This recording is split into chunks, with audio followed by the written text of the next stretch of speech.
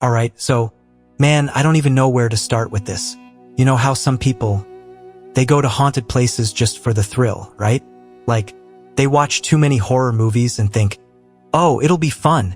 It's just stories. Yeah, I used to laugh at that stuff too, until last year. So, I was in India for a short work trip, and one night, these local guys I'd made friends with, they were like, bye, if you're really into scary stuff, you should try spending a night near Bhangarh Fort. Now, I'd heard of it. Everybody calls it the most haunted place in India, but I thought it was just tourist hype. They said, no one stays after sunset. Locals don't even go near that area at night. Of course, I didn't listen. I had this stupid curiosity, this, how bad could it be? Attitude. So the next evening, I rented this old motorbike and rode toward the fort. Bro, the road was empty. Like really empty. No shops, no lights, nothing. Just dusty trees on both sides, and that weird orange glow in the sky as the sun was going down. When I reached the gates, there was a sign. I'll never forget this. It literally said, no one is allowed to enter after sunset. Trespassers will not be responsible for their own fate. I actually laughed nervously and muttered, yeah, okay. Spooky warning, very funny. I parked the bike, climbed over this little broken wall, and went in. Inside, it was quiet. Too quiet. You ever been somewhere where the silence feels heavy? Like, you can hear it pressing on your ears? Even the wind felt wrong. I walked past these crumbling stone walls, empty courtyards, and dark archways. And I swear, even in the fading light, I felt like someone was watching me. I tried to shake it off. Told myself, you're just alone. Your brain's playing tricks. I sat down on one of the big stone steps and waited for night. That's when it got weird. First, there was this faint sound like anklets. You know, the chan-chan sound women's anklets make. But it was distant, almost like it was echoing in the fort. I froze. I looked around, nobody. Then a whisper. I swear to God, a whisper. Couldn't make out the words, but it was like it was floating right behind my left ear. I spun around so fast I nearly fell over. Nothing. Just empty space and broken walls. And that's when my phone, which had full battery when I came, just died. Screen went black. No warning. I laughed out loud, but it wasn't the happy kind of laugh. It was that shaky, oh crap, I'm in trouble laugh. The air got colder. Not like a breeze, more like the temperature just dropped. My arms had goosebumps, my breath felt heavier. And then, from one of the dark corridors, I heard footsteps, slow, dragging.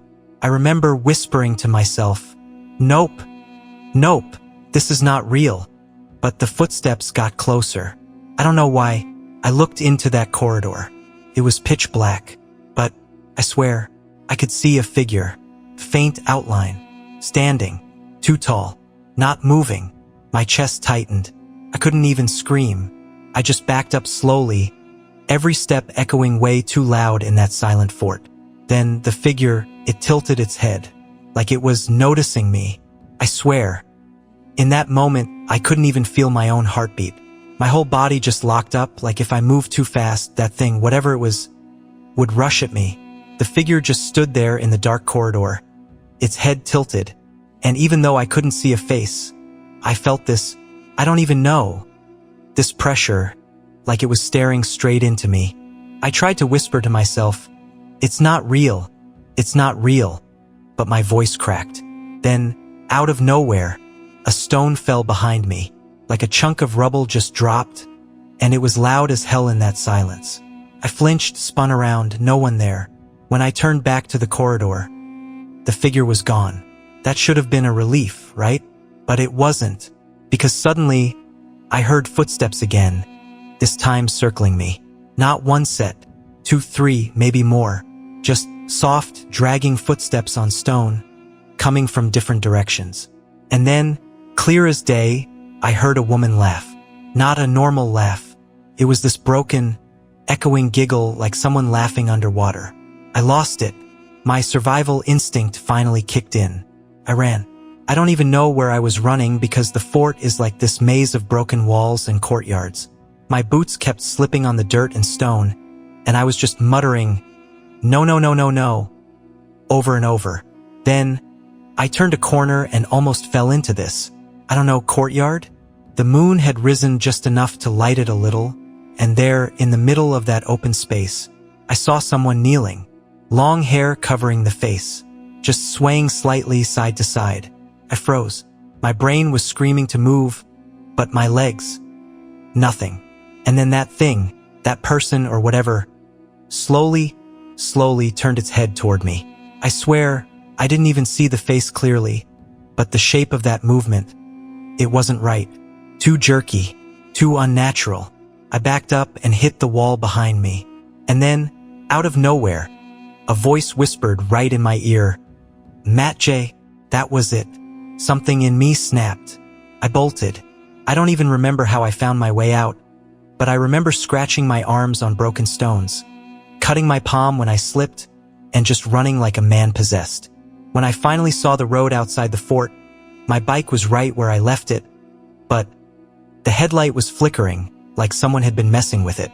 I jumped on, kicked it to life, and I didn't look back. Not once. By the time I reached the nearest village, it was close to dawn. My clothes were covered in dust. I had a gash on my palm, and I was shaking so bad I couldn't even take a proper breath.